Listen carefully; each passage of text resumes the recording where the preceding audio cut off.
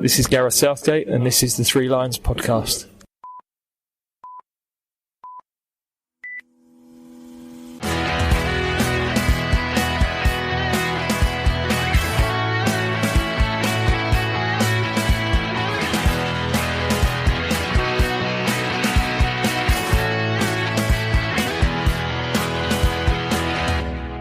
Hello and welcome to the Three Lions podcast. My name is Russell Osborne and this is an independent England football supporters podcast. One where I try and cover as much England content as possible without boring you to tears. So this episode is all about the ladies, the Lionesses. They are back in action after finishing their World Cup qualifying campaign last month. You may remember they saw off Austria away 2-0 to secure a spot in next year's World Cup. That to be held in Australia and New Zealand. Then they returned to home soil for the first time since winning the Euros when they beat Luxembourg 10-0 at Stoke. The review podcast of those games and all the other Three Lions podcasts can be found at your podcast provider of choice or threelionspodcast.com. Well, this month, the girls, they face the United States and the Czech Republic. Both of those are friendlies. America is on Friday the 7th of October. It's at Wembley.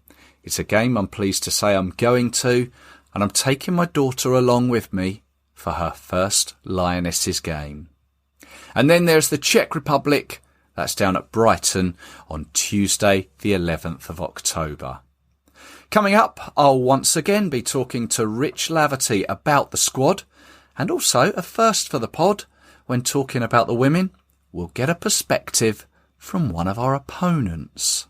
That's still to come though. But with the greatest of respect to the Czechs, I think all eyes will be on the America game. It's well known that the women's game over there is of a very high standard. The US women are currently top in those FIFA rankings. They've been there since 2017. In fact, they have never been lower than second in those rankings ever since they were established back in 2003. They are, of course, current and 4 times winners of the Women's World Cup. There are some big names in the game who are American, and they predominantly all play over in America. Defender Becky Sauerbrunn has represented her country 208 times. Lindsay Horan, 118. And no doubt you've heard of Alex Morgan and Megan Rapinoe.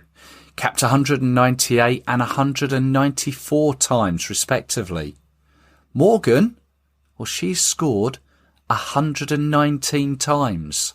And you may remember, she actually made 4 appearances for Tottenham women in 2020.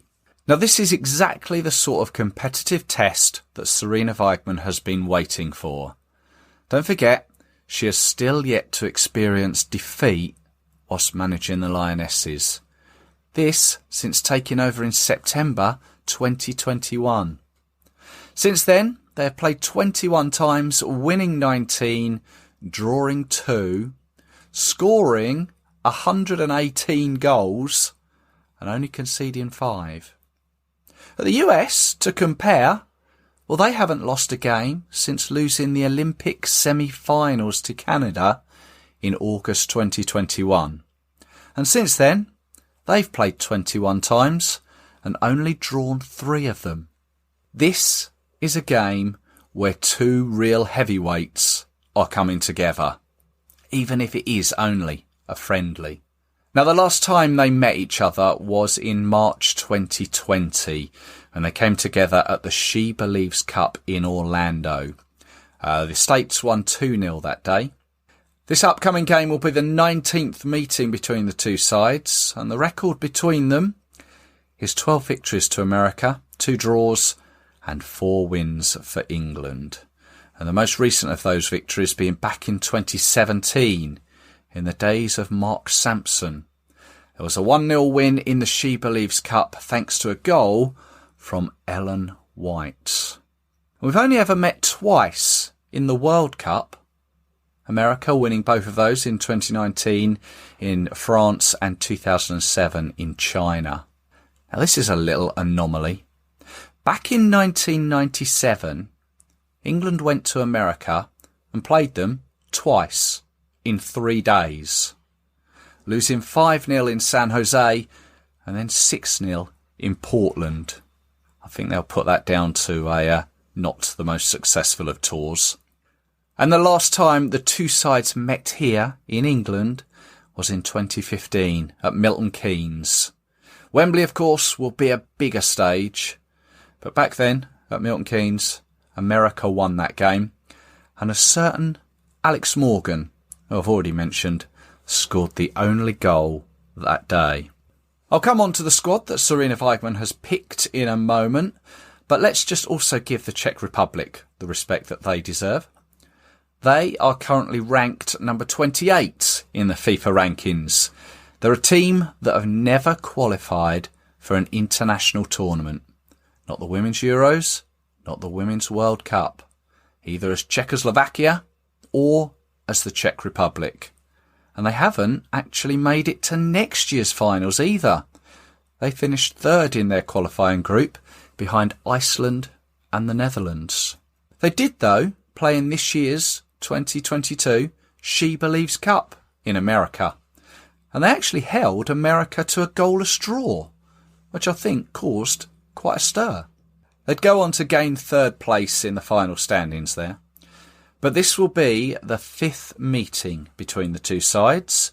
Previously, England have won 3 and there has been 1 draw. So let's move on to that squad that Sarina Wiegman announced on the 27th of September. It is a 24-player team. Let's run through it. 3 goalkeepers: Mary Earps, Sandy McKeever, Ellie Roebuck. Defenders: Millie Bright, Lucy Bronze, who is the oldest of the squad. She's also the most experienced with 98 caps. Jess Carter is in, Rachel Daley is in, who is, of course, now playing over here in England for Aston Villa. Alex Greenwood and Esme Morgan from Manchester City, as is Demi Stokes from Manchester City. Lucy Parker from West Ham United and Leah Williamson from Arsenal. Esme Morgan and Lucy Parker both are new picks for Sarina Wiegman. Neither have caps. There is a third uncapped player to come, and she is in the midfield. Jessica Park of Everton, although she's currently on loan from Manchester City, but she has been selected. She's in fact the youngest selection that Sarina has made. It's a squad that also sees the return of Fran Kirby. Georgia Stanway is in, Ella Toone, Kira Walsh, who has since moved to Barcelona. Katie Zellum of Manchester United, looking to add to her 3 caps. And then up front we have Lauren Hemp. Chloe Kelly returns, of course the winning goal scorer from that European Championships final. Lauren James of Chelsea, she is selected again. Of course, she won her first cap in those games in September. Beth Mead is in of Arsenal. She has currently got the most England goals out of this squad, 29 to her name. Alessia Russo of Manchester United is in, and Ebony Salmon of Houston Dash, again another one looking to add to her 1 cap. It is a squad with an average age of 25. It's got 731 caps across it and 128 goals.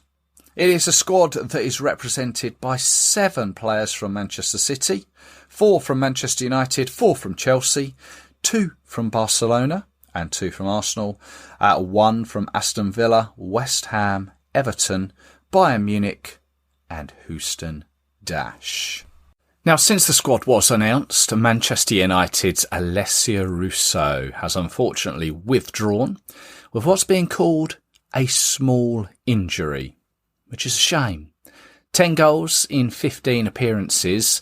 She'd have been itching to play a part in these games.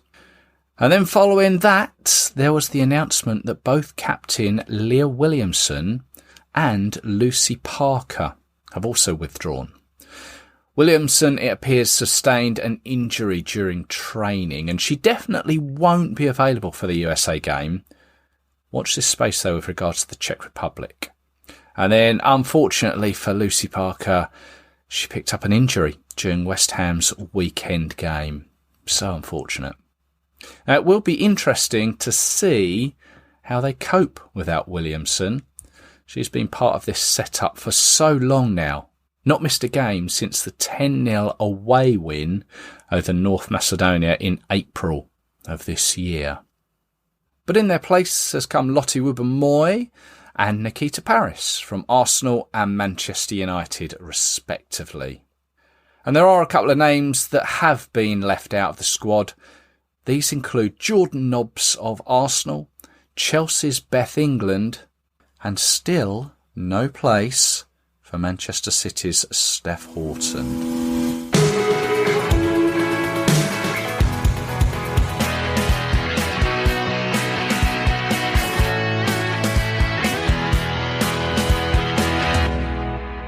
It's always good to welcome Rich Laverty back to the Three Lions podcast. Hello, Rich.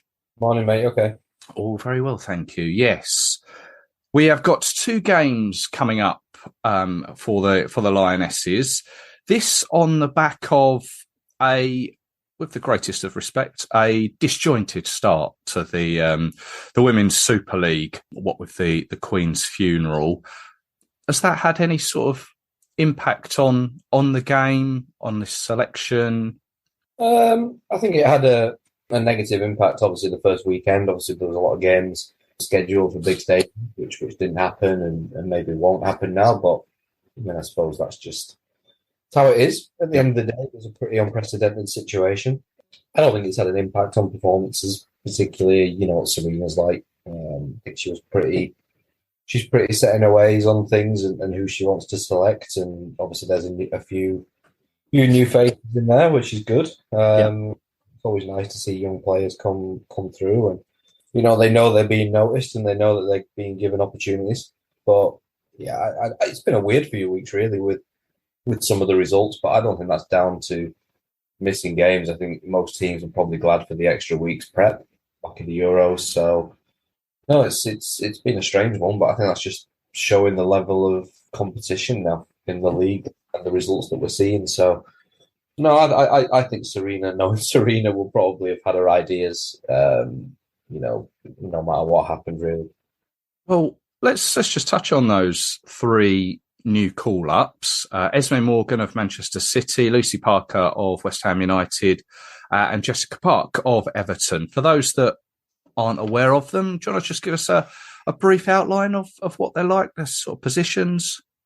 Yeah, I think in different ways they've all done really well. I think Esme probably I didn't expect in terms of she hasn't played. I mean, nobody's played regularly, obviously, because it just started, but even towards the end of last season. But she has been in the squad before. She's not been capped yet, but she's quite versatile as well. She can play right back. She can play centre back. I think she can even go and play in midfield if necessary. I don't think she really ever has, but I think she's played there maybe once or twice for City when she was younger.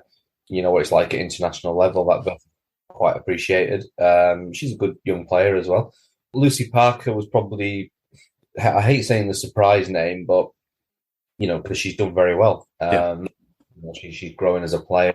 Another one of those that's been out to the US where they improve physically as well, which is a big thing. Playing out college soccer over there, and she's come back, done really well for West Ham, and there was a few people surprised she was in over Lionesses, which I was probably one of them. But I think it's deserved in terms of her own individual performances. And yeah, I mean, Jess Park's someone that I've been banging the drum about for a while. I think she's a really, really talented young player. I think there's a compilation going around of her touches and passes and a goal against Liverpool last week at Anfield for Everton, and she was outstanding. And the way she took a goal, so composed, just going around the goalkeeper, was that said a lot about her. So I think Jess is certainly one that we'll probably see in the squad for years to come. And I think this year at Everton will do her a world of good because she's going to be starting every week, and then obviously she'll go back to Manchester City. So yeah, Jess doesn't surprise me, and it's one that I'm really happy to see her in. And there's a shift now because obviously Ebony Salmon's in again and Lauren James is in again. Obviously, they were in last time, and you're seeing that. I don't want to say next generation because I think it's quite a young squad anyway when you take into account your Russos and your Toons and your Hemps and your Kellys, etc. But obviously with White retiring and Scott retiring, etc., and obviously Steph being, out of the squad, there is spots now, for young players. And I probably said on this podcast before the Euros that I thought this was probably a tournament too early for the team, and obviously it wasn't. But I think that just shows you what is still to come. That most people probably said, this might be a young tournament to bed these young players in, to give them that experience, and then maybe the World Cup is the one where we're going to have a real go, and they've already done it, and you're adding more exciting. Ebony wasn't in the squad, Lauren James wasn't in the squad, Lucy Parker, Jess Park, etc. They all weren't in the squad, and they've been added in, and they're all super talented young players. So I think it's really exciting times for England at the moment. Yeah, because if you look over these last few squads, she's just gradually integrating a few players in each squad, not a mass amount each time. I mean, in this occasion, three uncapped players, and you would expect and we'll talk about it in a moment, but the November games that may well be another 2-3 uncapped players that come in. But are there? And you mentioned Laetitia. Are there any players that you would consider unfortunate not to get in this time, or perhaps if they keep up their performances, be ready for that November camp? Yeah, I think Maya's definitely probably the one that's probably closest in terms of not just her performances this season, but at Brighton last season. She's had a good start with Man United. Obviously, Serena was asked about that in her press conference, and I think she sort of alluded that it was not just, her scoring goals, and it was her all-round game, which was interesting because I think a lot of people would say Maya's probably ready, but we're not experts. Do you know what I mean? We're not coaches. We're certainly not the England head coach. So There's obviously little things there she's looking at that maybe she feels she's not ready, or it's just better with her being with the 23s at the moment where she can maybe train up. But I certainly think she's going to be the next one. I don't think there's anybody else off the top of my head. I mean, the ones I always said were probably Ebony Salmon, Lauren James, Jess Park. They were the three. I think it's just interesting because again, we're still, in 2023 we're back on schedule in terms of a tournament that is in its actual place. We're coming off the back of a tournament that was a year late, and there is not a massive gap. You don't have that 2 years that you usually have where you can bed players in. We're coming straight off the back of a Euros. By the time the tournament was finished, you were straight into August. So you're only 11 months away from another major tournament, and there just isn't a lot of time to make wholesale changes. Like I say, she's been forced into some because of obviously Ellen and Jill retiring, and one or two others that have dropped in and out through injury. So it's provided her with an opportunity. Whether she would have made the changes anyway if Jill hadn't retired or Ellen hadn't retired, who knows?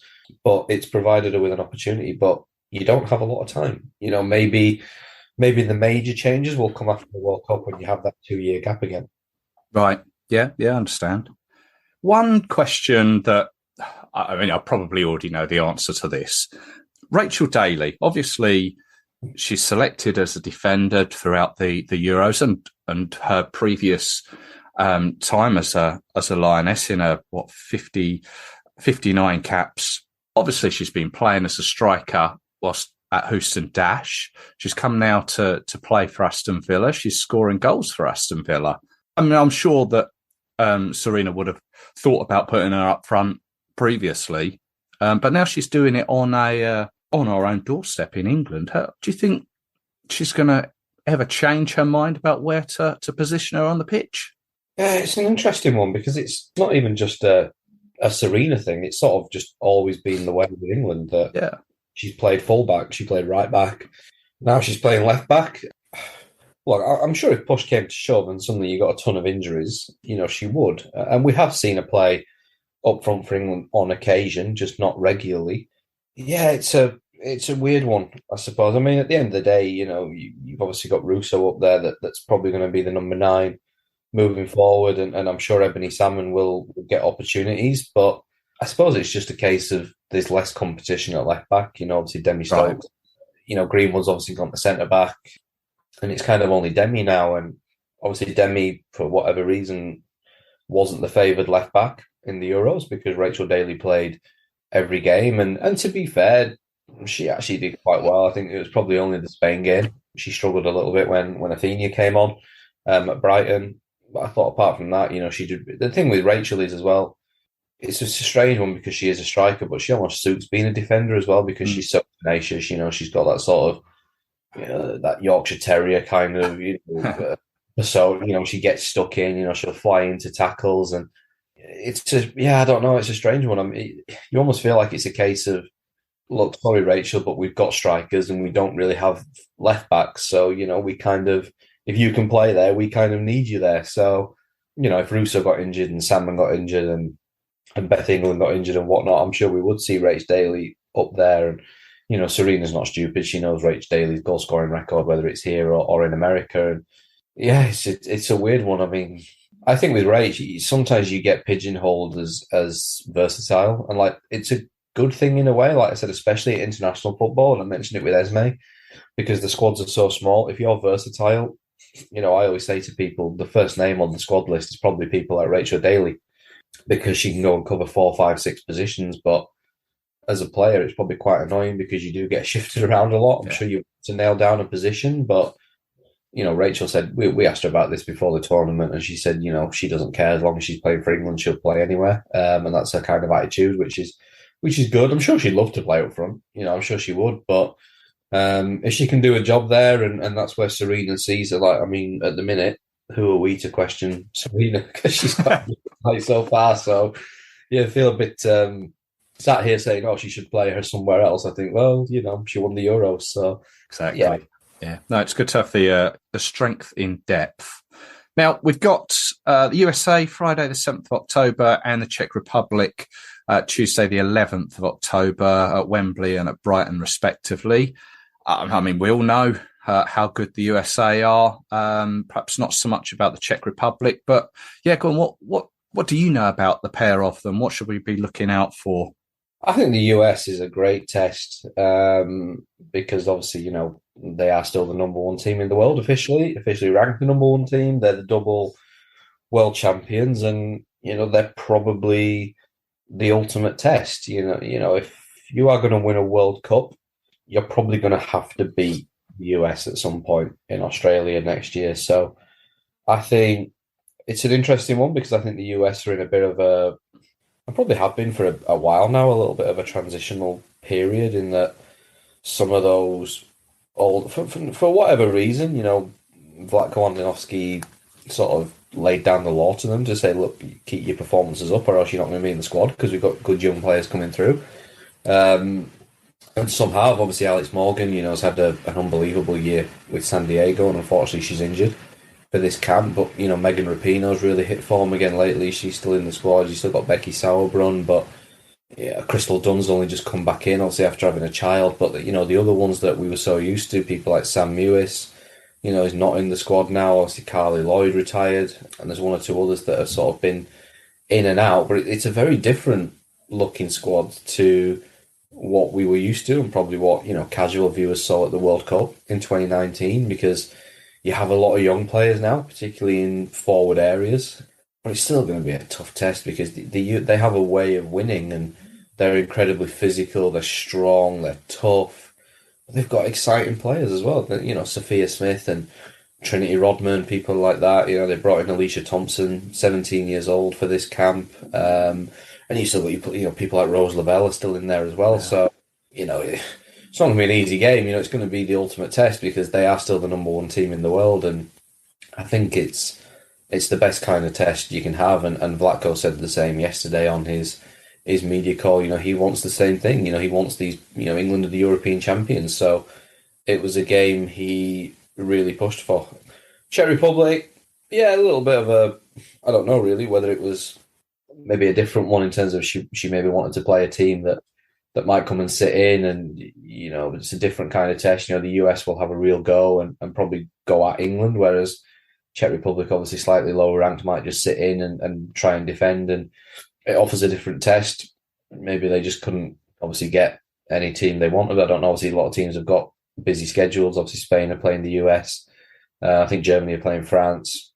And obviously some teams have World Cup playoffs as well. So, but I think it just offers a different kind of test. They'll be tough. I remember they last played England, I think it was towards the end of Phil Neville's time in charge, and it was actually a tough game. So, teams are getting better now all around Europe, but I think that will offer a different kind of test to the US, and I think that's probably actually why they've gone for it, to maybe play against a team that, because I think England now are going to have to get used to playing against teams that are going to sit in and just try to defend, because you have that reputation now of a team that could tear teams apart. England broke pretty much every record for goals during the Euros, so I'm guessing, but that's probably why they picked a team like the Czech Republic for the second game. Okay. Just going back to the squad, how are the overseas players getting on? Of the leagues in Spain and Germany started up again? Yeah, obviously I'm talking Lucy Bronze at Barcelona, Georgia Stanway at Bayern Munich, Kira Walsh as well, obviously transferred to Barcelona. Yeah, I mean, they seem to be doing well. Barcelona have had a couple of games. They haven't been battering teams, but obviously, I mean, they have a lot of injuries at the minute, actually, Barcelona. But they've been winning, which you probably expect. I don't think they've played, off the top of my head, any of the sort of top rivals. I don't think they've played Atletico or Real Madrid or Real Sociedad yet. Bayern Munich had a okay-ish start. I think they drew their first game 0-0, but they've won since then and obviously qualified for the Champions League. They've all been playing, which is good. Stanway started every game. I think Bronze and Walsh have started every game so far as well. So that's all you can ask for. I'm sure Serena's Stanway and Walsh, in particular, are probably peak years of their careers now. So, as long as they're starting and performing, there's no issue with them in the England squad. Bronze is obviously a bit older, but, again, she's probably going to be starting week in, week out. And it'll be interesting to see how she gets on, sort of this marauding attacking right back in the Spanish league. I think it'll suit her quite nicely. So yeah, they all seem to be doing well. I mean, the frustrating thing is you just can't really watch them. Some of the leagues around Europe are not overly visible. You can probably go and find a dodgy stream somewhere if you're really desperate, but unfortunately not quite like the men's game yet, where you can just turn Sky Sports on or BT Sport and watch the Bundesliga or watch La Liga. So you kind of you're reading reports and following tweets to see how they're doing, which is strange when you're obviously so used to watching those three like week in, week out. Obviously, Lucy's had different spells abroad, but it seems to be going fairly well. I think obviously they'll all grow into it. It's completely different styles of play and leagues for all of them, so it might take a little bit of time. But yeah, it seems on the face of it seems to be going okay so far. Yeah, that's good. Good to hear. As I say, I was having the same problems just trying to find the information that was out there. Now, one other thing which we've already alluded to, and no doubt we'll speak about nearer the time, but on just before these two games have been played, they've already announced a couple more games to be played next month in November. There's a trip to Spain, not to play Spain, but to play both Japan and Norway in Murcia. Is this just to get more experience in and another camp together? Yeah, it's those big tests, isn't it, before a World Cup? Like I said, if you're going to win a World Cup, you're going to have to beat teams like the US. You're probably going to have to beat teams like Japan. And obviously to win the Euros, they had to beat Norway. So it's good test. I said it last year, you don't, again, it was part of the schedule with the Euros being pushed back a year and obviously having to play World Cup qualifiers in the build-up. But you don't really want to be playing the likes of Luxembourg and Latvia and North Macedonia leading up to a Euros. You need the big test. I mean, obviously it worked for England because they won the Euros, but you want the big test. They're the teams that you are going to have to play if you want to win a World Cup. And I think there'll be interesting tests. I mean, Japan have been England's kryptonite in some ways in the past in terms of their style of football is very specific. Like, they're so technically gifted. They just pass. They're so, sometimes what they lack is a bit of a cutting edge. I think they've dropped. I don't think they're probably as good as they used to be, but I think that's more other teams are improving. But they're still they're an interesting test because I don't think we've played them since the World Cup. And Norway, obviously there's great plot lines there. Obviously off the back of the Euros, I'm sure they'll be out to show what they're about. We know Norway are a good team, and 8-0 probably doesn't reflect the talent. Obviously they have a new coach now who will be familiar to England, with Hager Risa being there now, and obviously she's very experienced. She's coached at the top level, and I'm sure she'll be going about fixing things pretty quickly and turning them around for the World Cup. So yeah, I think it's two really good tests. I think it's what you need, and Czech Republic is a good test in itself, but three of those four teams are maybe teams you're gonna have to play to win the World Cup. So, and I'm sure they'll be looking at it the same way. It's a lot of games, it's a busy schedule, but if England go and win the World Cup, that's what it's all about. So I think it's really different tests, which is important. Like Japan will be completely different to the US. Norway will be completely different to Japan, but they're all good teams. So yeah, I think I think they've got some really good games lined up.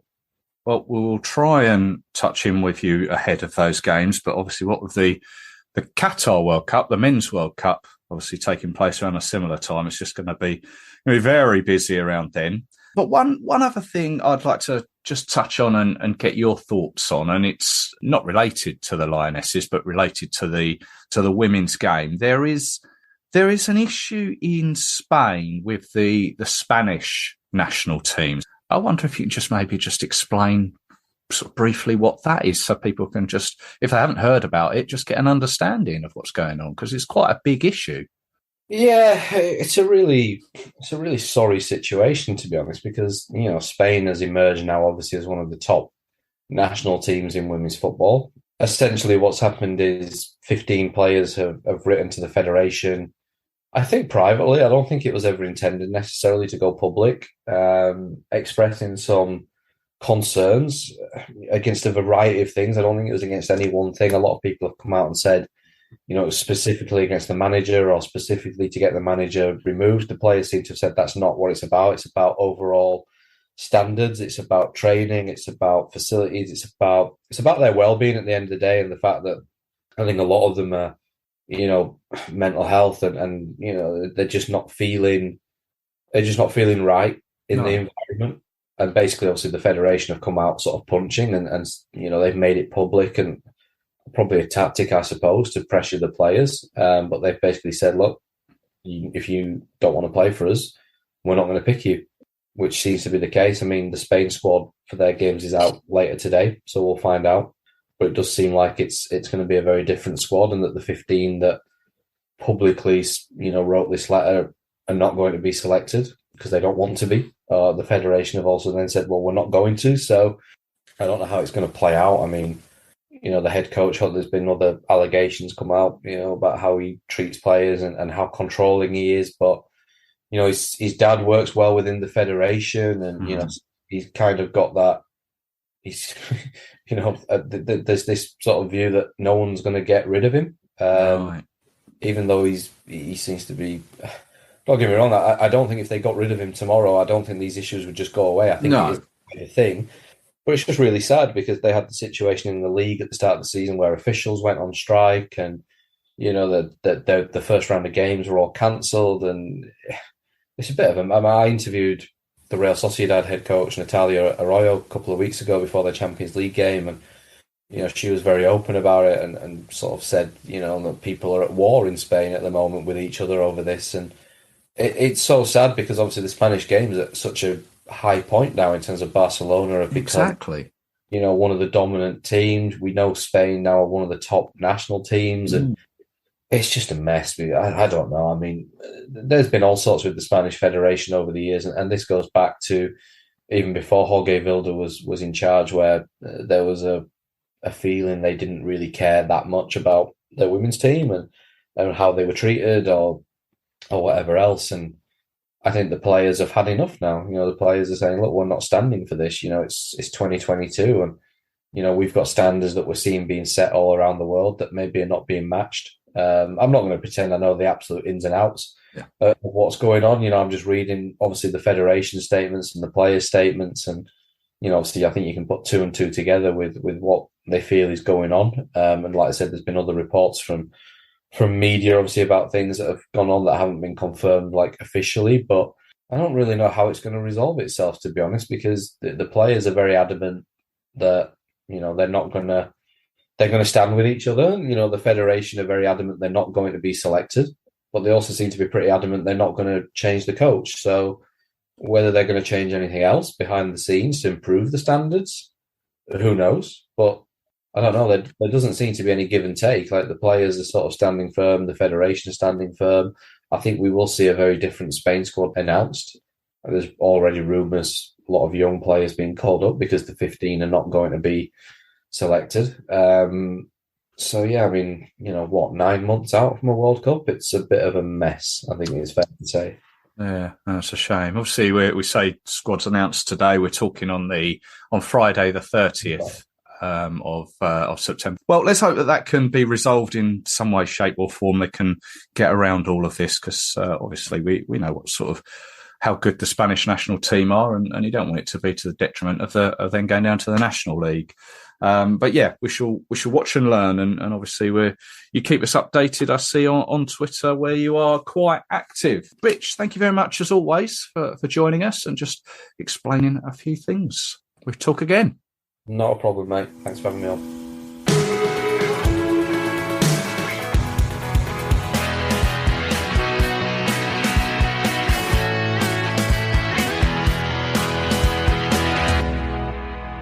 Now, I'm pleased to say I have been joined by Andrew Deacon, who joins me all the way from America. Hello, Andrew. Hey, Russell. You well? I am. How about you? Yeah, I'm very well. Thank you. Thank you for asking. Now, first of all, whereabouts are you over there in America?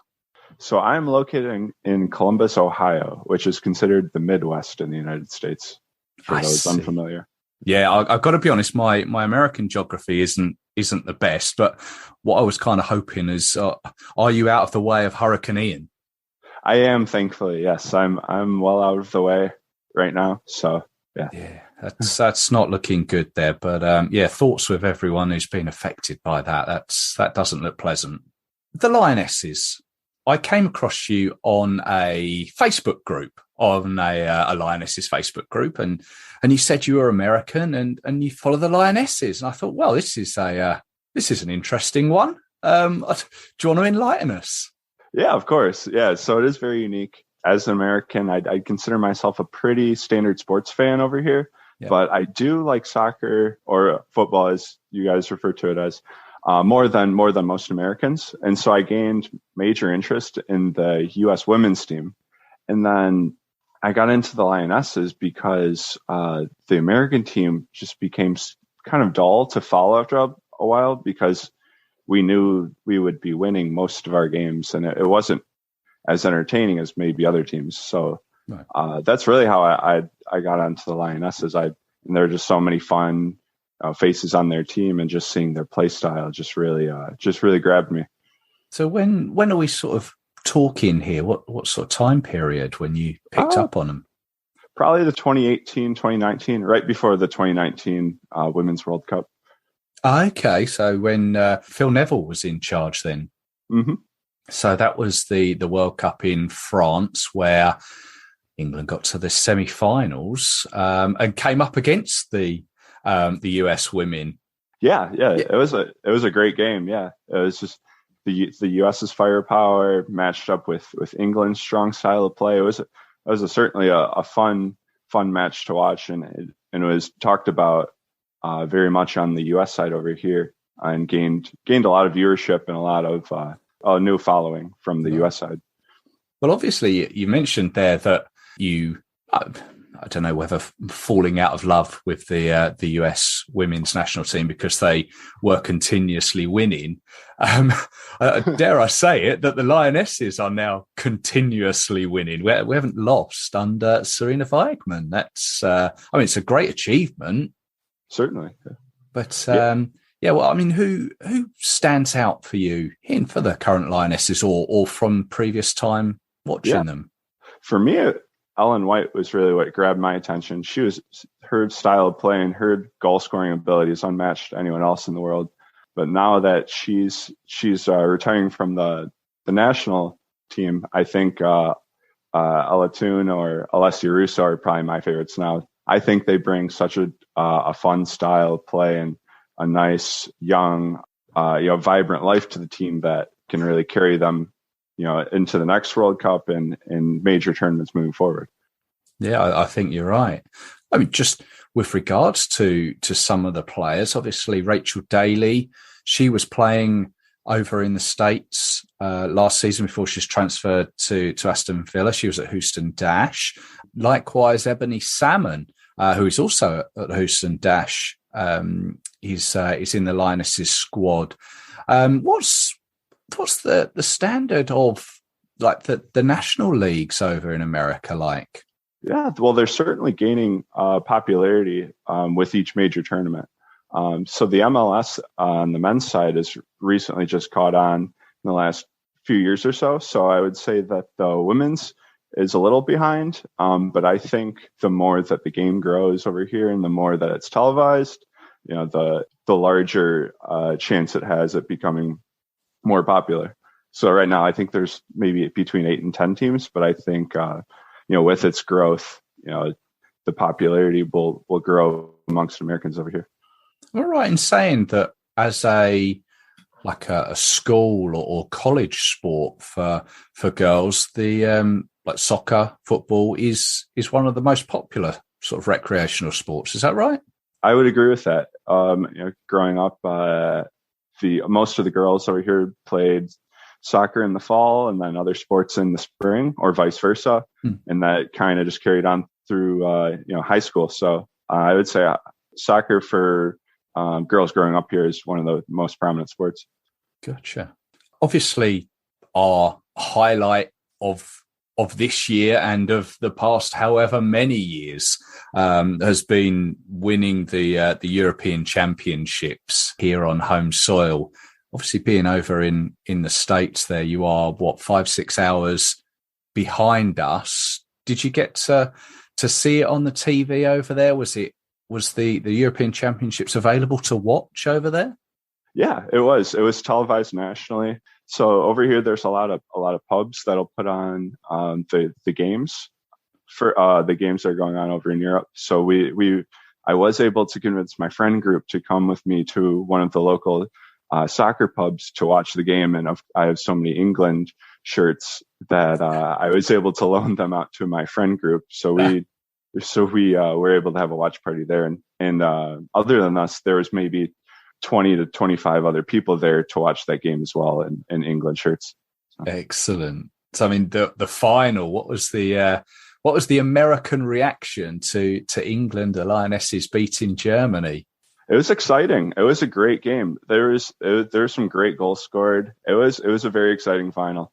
It was. It was I watched it and I genuinely didn't know what way it would go with regards to the result. Obviously, England and the Lionesses had a great run to get to the final, but coming up against Germany, and we've got this thing over here in England about playing Germany. It's always built up as a big game. And then when Germany went ahead and we equalised, it went to extra time. It was nerve-wracking. I genuinely didn't know what way the game would go. And then obviously Chloe Kelly scrambled that one in from 6 yards and off she went, emulating a famous US women's national team player from years gone by, Brandi Chastain, who likewise took her top off. And I seem to remember she tweeted Chloe Kelly saying something along the lines of, "Oh, I saw what you done there." So yeah, we've picked up on other little things from the States there. Yeah, it was a really cool moment to see her recognize that tweet. Yeah, it was. It's going to become an iconic moment. I mean that picture of Brandi Chastain there on her knees celebrating Chloe Kelly. Visions of her will become just as iconic as Brandi there. But the US national women's team, obviously, they are World Cup winners and previous serial World Cup winners. You say you kind of fell out of love with them or stopped following them. Is that what other people sort of feel as well?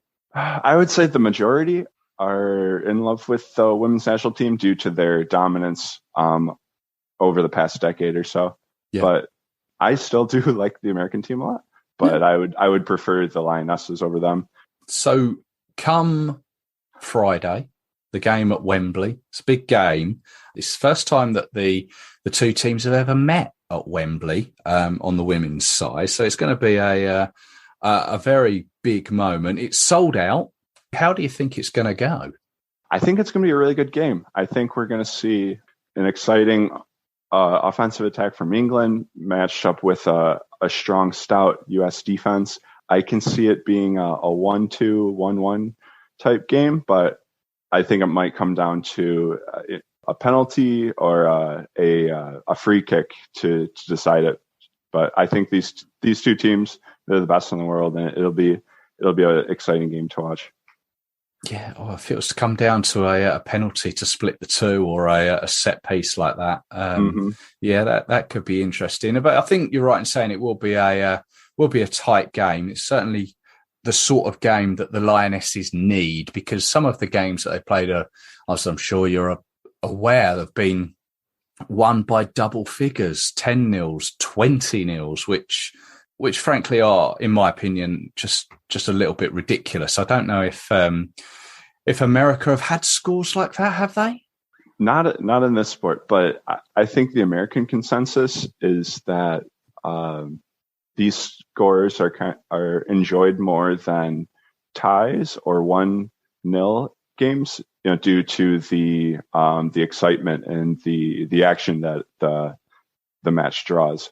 Is that how like the public see it? They'd rather see a one-sided game than, say, a tight game that hopefully we're going to see come Friday that might be only decided with one goal between it. Well, I would say Americans really like scoring. So seeing like a 3-2, 4-3 kind of game would be excellent. But I think that would be preferred more than a 3-0 or 4-0. Oh, okay. Game.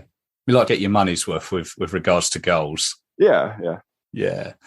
Well, so we're going for what, a 2-1 or a 1-0, something like that. Yeah, that's in my opinion. That's what I think it'll be. Yeah, I can't see you being too far out there. So where will you be watching the game? I will be watching the game at our local soccer watching pub. So in a lot of various major cities in the United States, there's a lot of certain pubs that'll put on all the Premier League matches or other important soccer fixtures from around the world. So I'll be at my local pub. What's the name of the pub? Fido. It's an Irish pub called Fido. Yep. Yeah. Okay. As in, I'm trying to think. Well, I only know Fido as being the name of a dog. I think that's what it's in reference to. I gotcha.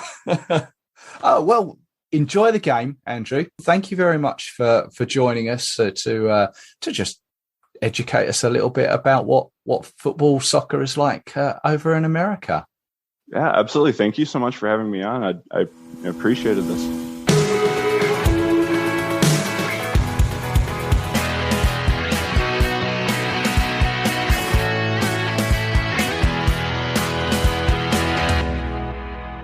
My many thanks go to Andrew Deacon there. Enjoyed that one. Also, cheers to Rich Laverty for joining us once again. You can find him on Twitter at RichJLaverty. Now, both games, the USA and the Czech Republic games, can be seen on ITV here in England, if you're not going to either game. If you are, please do. Enjoy them. Now, just before I leave you, just wanted to touch on the horrific tragedy that unfolded in Indonesia recently, where I think it was over 120 football supporters went to a game and didn't return home. In the main, due to police incompetence in their use of tear gas.